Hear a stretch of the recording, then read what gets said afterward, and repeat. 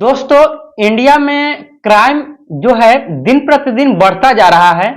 Crime को देखा जाए ऐसे 2021 में के अनुसार 21 से जो बढ़ रहा है 50% था, लेकिन आज जो है 2024 आ गया है और 2024 में दोस्तों इसका जो रेशियो दर है क्राइम के ऊपर, इसमें ज्यादातर के आपको रिलेशनशिप को लेकर के या फिर अवैध संबंध के मामले में ज्यादा क्राइम देखने को मिल रहा है।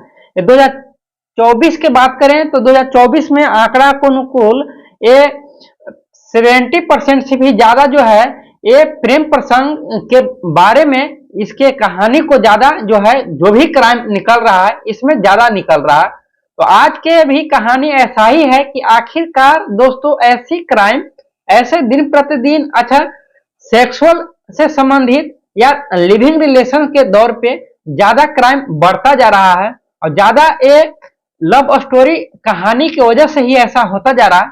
आखिरकार सरकार से आप लोग का क्या उम्मीदें हैं कि कैसे इसको कंट्रोल कर सकते हैं, आप लोग कमेंट बॉक्स में जरूर बताइएगा। और आज की जो कहानी है ये कहानी भी आज का बहुत रोचा देने वाली एक कहानी है दोस्तों कि एक महिला ने अपने पति के रहने के बावजूद भी एक दूसरे मर्द से एक इस कदर अवैध संबंध बनाती है कि जब पति को मालूम चलने से ही पहले वहीं पे उसका जो प्रेमी ने ही उस महिला के साथ अवैध संबंध बनाती है और अवैध संबंध बनाने के बाद उसको कत्ल भी कर देता और खुद ही जाकर के प्रशासन के ऊपर में जाकर को कंप्लेन दर्ज करता है।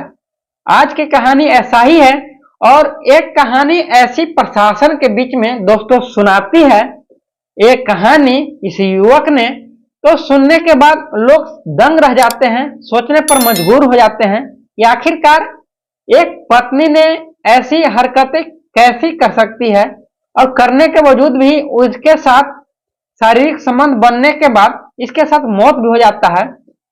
एक बारात में गई हुई थी महिला ने, वहीं पे डांस का प्रोग्राम चल रहा था, उसी बीच में एक डांसर से ही दोस्ती बन जाता है और दोस्ती इस कदर बढ़ जाता है कि आपस में ही एक रिलेशन में रहने लगते हैं और दोनों के बीच में लड़ाइयां होने की वजह से एक की मौत हो जाती है।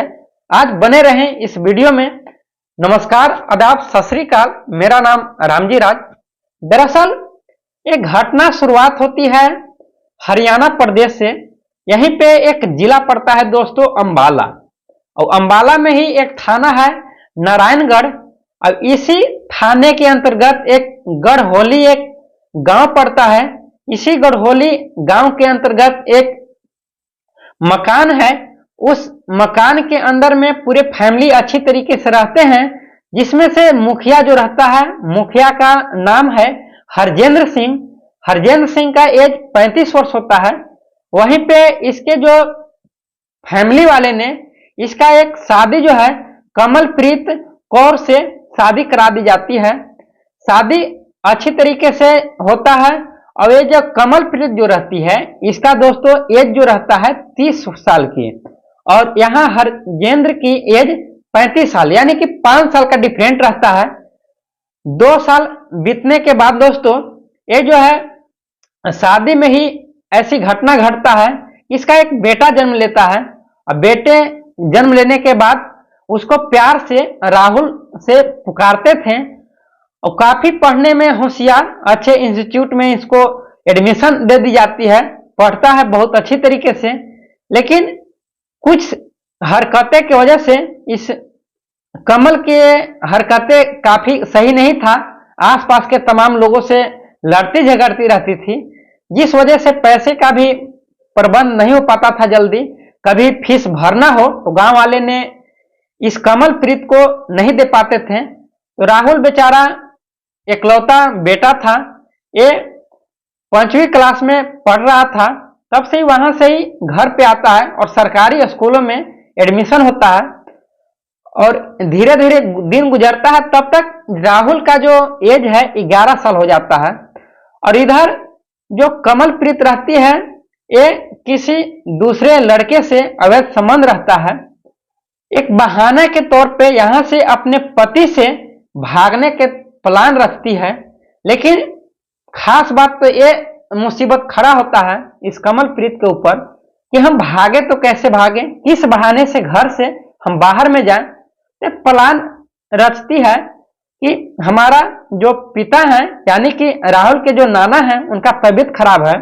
अब इस बात की जानकारी अपने पति को हरजेंद्र को देती है इस कमलप्रीत ने कि हमारा जो पिता है, हमारे पिता को काफी तबीयत खराब है, बुखार है, ये हॉस्पिटल में एडमिट हैं और मैं वहीं पे जाने के लिए आपसे इजाजत मांगती हूँ।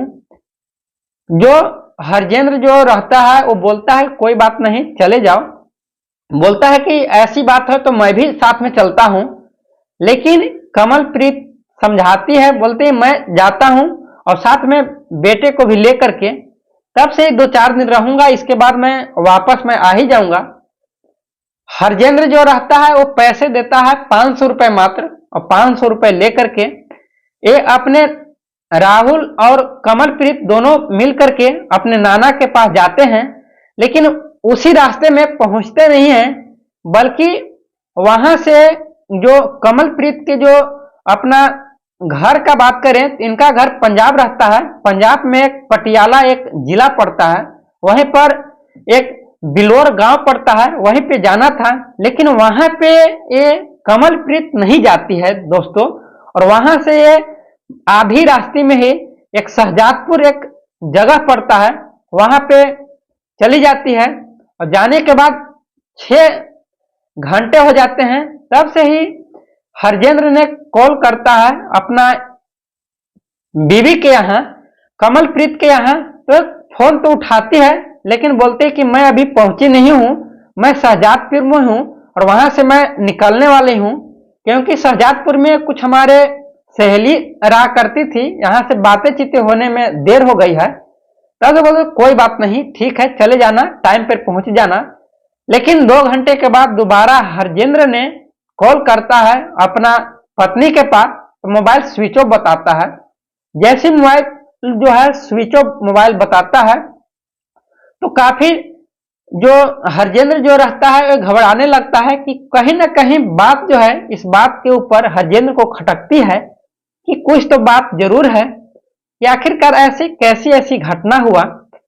तो ये जो धीरे धीरे एक दिन का दिन गुजरता है, तब जो हरजेंद्र जो रहता है ये अपने ससुराल के यहाँ कॉल करता है कि क्या हमारी पत्नी यहाँ पे बिलोर गांव में आई है, यानी आपके यहाँ आई है। बोलते हैं वहां के घर वाले ने कि नहीं, कुछ भी नहीं है, आई ही नहीं है।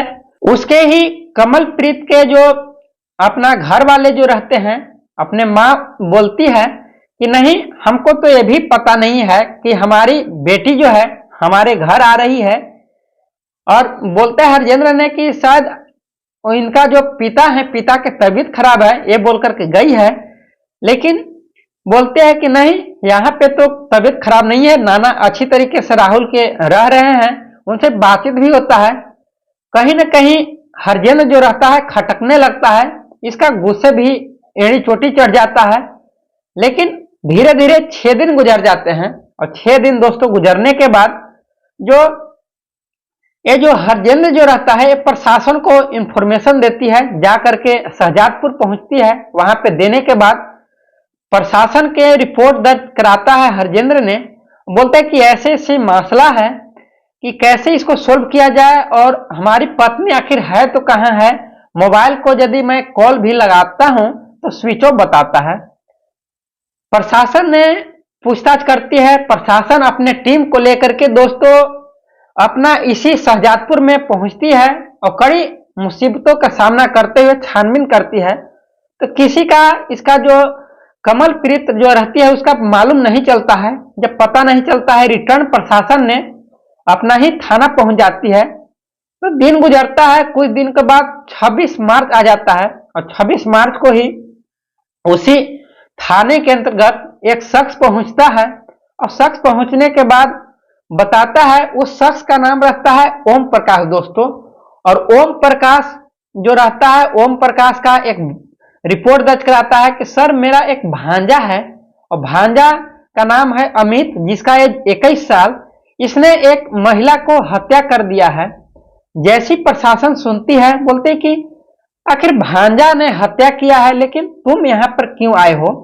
बोलते कि वो काफी डर रहा है और वो मार खाने से काफी डरता है, रोता है, जिस वजह से पूरी कहानी है वो बता दिया है, इसलिए मैं ही आपके पास आया हूं।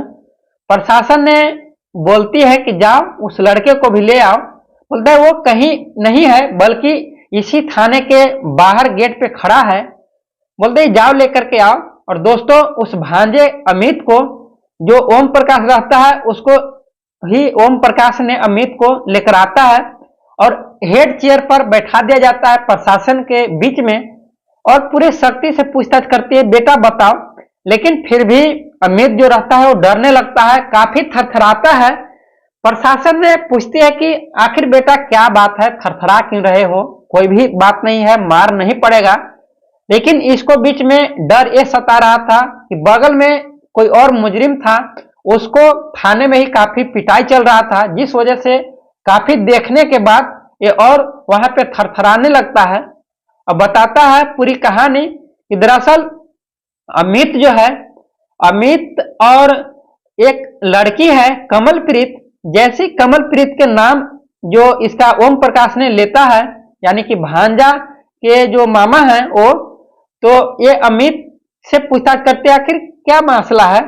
और एक तरफ एक कमलप्रीत का ही एक हमारे पास केस भी आया हुआ है, गुमशुदगी का रिपोर्ट जो है हरजेंद्र ने दिए हैं, और दूसरी तरफ कमलप्रीत का ही एक घटना लेकर आए हो कि उसका मृत्यु हो गया है, कैसे हुआ बताओ। बताता है वो अमित ने डर के वजह से कुछ भी नहीं बताता है, और ज्यादा सख्ती से जब पेश में आती है तब बोलता है कि सर मुझे मारिएगा नहीं, मैं हकीकत पूरी बताऊंगी, इसमें गलती मेरा नहीं है। दरअसल अमित जो है एक महिला का ही हत्या नहीं किया है, बल्कि उसके साथ एक लड़का को भी हत्या किया है, जिस लड़का का नाम रहता है राहुल।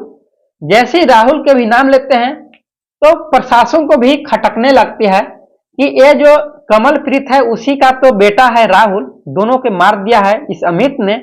और पूछताछ होती है क्या मसला है। अमित ने बताता है कि जो कमलप्रीत है ये अपने कमलप्रीत जो है ये अपने मायके आई थी, तभी वहां के बगल में ही एक प्रोग्राम चल रहा था मोहल्ले में, और वहां पे जाने के बाद डांस प्रोग्राम हो रहा था और मैं भी डांस कर रहा था। उसी समय में जो कमलप्रीत भी डांस करती है, और करने के बीच में इस कदर हम दोनों के दोस्ती हो जाता है, काफी डांस मेरा अच्छा रहता है। तो कमलप्रीत बोलती है कि मुझे भी अच्छे डांस सिखा दो, तो मैंने उसको बोला कि कोई दिक्कत नहीं है, मैं सिखा दूंगा। तब से दोनों साथ में ही बैठते हैं, और बैठने के बाद दोस्तों चाय पानी होता है, पूरी पकवान जो बनता है, इस जो लड़का रहता है अमित ने लाता है और उस लड़की को भी खिलाता है। और दोस्तों खिलाने के बाद बातचीत होता है, और अक्सर देखा जाता है कि यदि किसी घर में कोई फंक्शन हो, ज्यादा फैमिली आ गए हैं, तो सोने में काफी दिक्कतों का सामना करना पड़ता है। तब से ही सोने के टाइम हो जाता है, 11 बज जाता है, तो दोनों के बीच में मोबाइल नंबर भी अपने अपने ले लेते हैं कि काफी बातें चीतें बीच बीच में किया करेंगे। ऐसे भी हम लोग के बीच में दोस्ती बन गई है, एक रिलेशनशिप है। बोलते हैं कि कोई बात नहीं, बातें करना सिखा दूंगा समय समय पे आ करके। लेकिन जब सोने के टाइम आता है तो ये जो वहां के जो लड़का रहता है अमित से पूछती है कमलप्रीत, काफी मेरा नाइट हो गया है, मैं सोने जाऊं तो कहां जाऊं। तो कमलप्रीत के ही घर में अमित ने जाता है सोने के लिए, और कमलप्रीत बोलते हैं हमारे घर में ही सो जाओ। वहीं पे कमलप्रीत नीचे सोती है और ऊपर में बेड रहता है, बेड पे अमित सोता है। एक नींद तो गहरी नींद लेते हैं, लेकिन बीच में ही दोनों के नींद टूट जाता है, और फिर बातें चीतें होने लगता है आधी रातें ही। अब बातें चीतें करते करते फिर एक ही बेड पर दोनों ने सो जाते हैं। और दोस्तों कहानी यहीं से चालू होता है। और अब एक घटना जो है 19 मार्च 2018 की सुबह सुबह की है, भोर 4 बजे सुबह का। जैसी एक ही बेड पर दोनों ने सोते हैं, सोने के बाद आपस में बातें चीतें होते हैं। बातें चीतें होते होते इस कदर दोनों एक आपस में लिपट जाते हैं कि दोनों ने एक शारीरिक संबंध बनाने लगते हैं, फिजिकल रिलेशन के दौर पे आ जाते हैं। और जैसी एक बार फिजिकल रिलेशन दोनों के बीच में बनता है, इसके बाद न जाने कितने दिनों तक लगातार चलता जाता है। और इस बात की जानकारी दोनों में सबूते रखे थे, शर्तें रखे थे कि इस बात की जानकारी किसी को नहीं होना चाहिए। बताते हैं कि कोई बात नहीं है, किसी को नहीं होगा। तो काफी 1 साल तक चलता रहता है। और जैसे ही ये जो इसके कमलप्रीत के शादी होते हैं और शादी होता है हरजेंद्र सिंह से, होने के बाद ये अपने ससुराल चली जाती है कमलप्रीत ने, तब से ही अमित जो रहता है इससे बातें चीतें काफी कम होता है, आपस में मुलाकात भी काफी कम होता है। जब कमलप्रीत अपने मैके आती है तभी मुलाकात होता है, आपस में बातें चीतें होता है, इतना तक कि फिजिकल रिलेशन भी बनता है तो आने के बाद ही बनता है। तो कमलप्रीत किसी बहाने से बराबर आते हैं।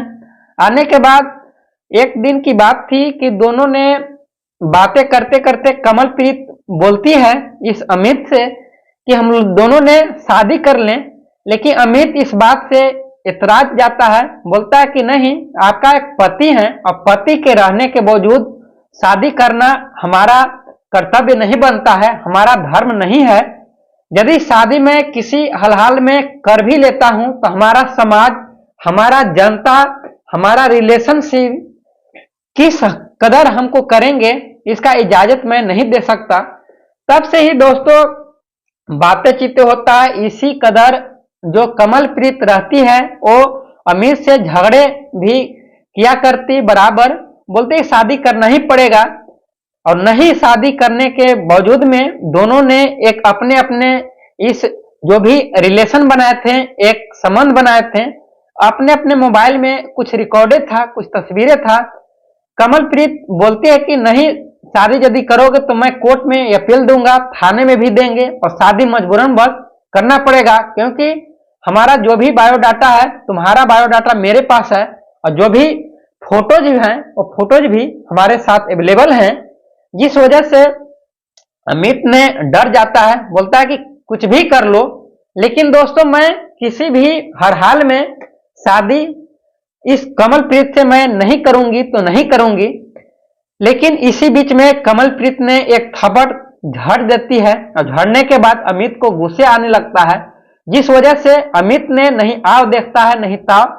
उसी के बगल में कमलप्रीत के एक बेटा रहता है 11 साल का। ये बेचारा डरने लगता है, ये कुछ भी नहीं बोलता है।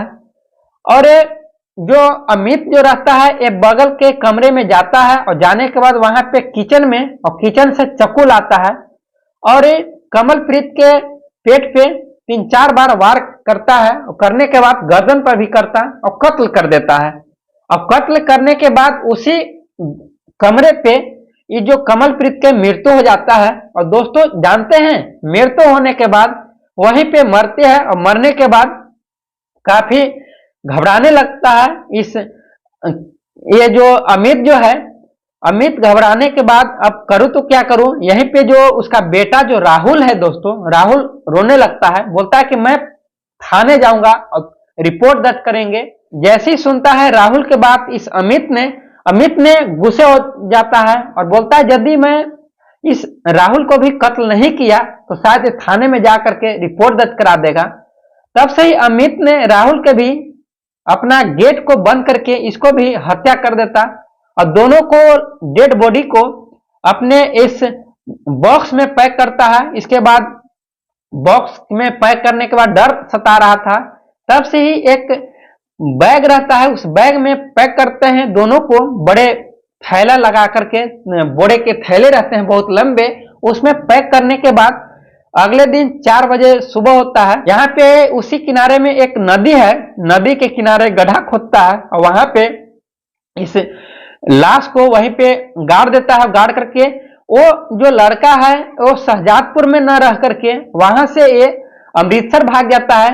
लेकिन अमृतसर भी इसको चैन की नींद नहीं रहता है, इसको हो ना हो अपने अंदर खटकने लगता है कि इस बात की जानकारी प्रशासन को शायद हो न जाए, क्या खबर है। इसलिए एक गांव में दोबारा आता है। अब आने के बाद इसी यमुनानगर थाने में अपना रिपोर्ट दर्ज करने के लिए सोचता है इस अमित ने।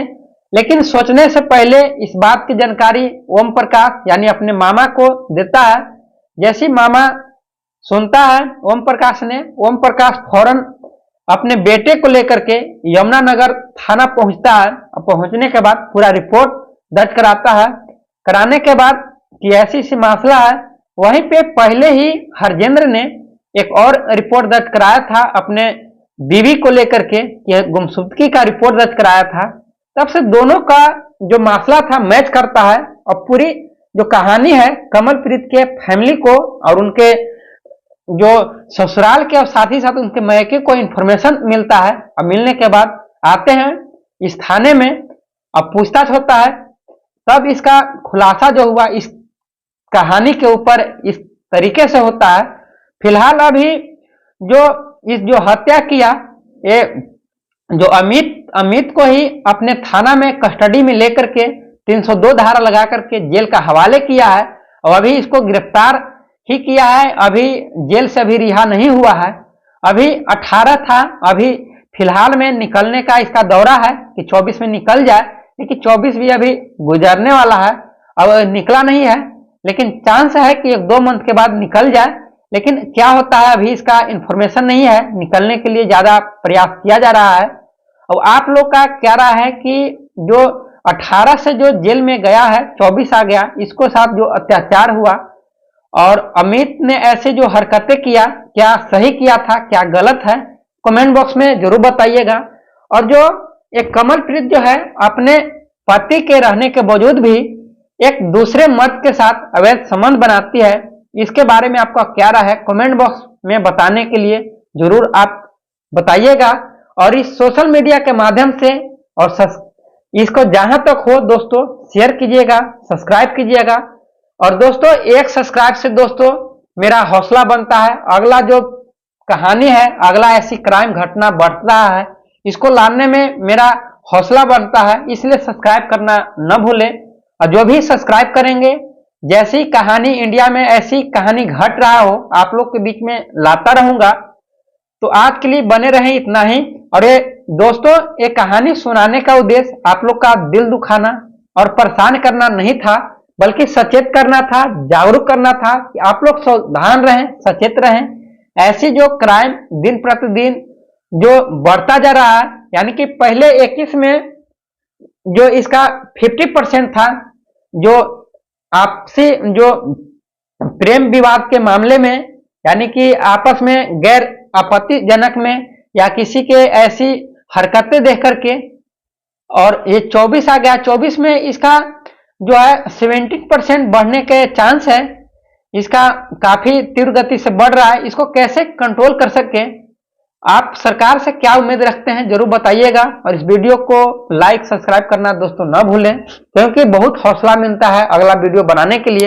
हौसले को उजागर कीजिए, आप लोग से उम्मीद है। और जो भी अपना नाम दर्ज करेंगे उनका आने वाला वीडियो में उनका नाम भी लूंगा। अभी फिलहाल एक पवन कुमार हैं, एक औरंगाबाद से हैं, एक अजय गुप्ता हैं चंडीगढ़ से, और दूसरा एक हैं अमन गुप्ता, ये हैं झांसी से हैं, और दूसरा है प्रकाश झा है, एक झारखंड के ही रहने वाला रांची से है। इन लोग का ढेर सारी शुभकामनाएं, बधाई। आज के लिए इतना ही। जय हिंद दोस्तों।